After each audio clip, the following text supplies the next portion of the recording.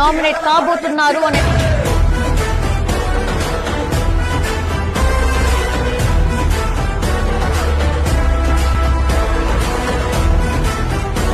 Cancer తో బాధపడుతున్న చిన్నారి శ్రీనిధిని సినీ నటుడు జూనియర్ ఎన్టీఆర్ పరామర్శించారు. మాకు ఆస్తి పాస్తులతో మీరందరూ ఉంటే చాలు. మా తాతగారు, మా నాన్నగారు మాకు వదిలి వెళ్లిపోయిన అభిమానులు మీరు. జీవితాంతం మీకు ఎల్లప్పుడూ రుణపడే ఉంటాము.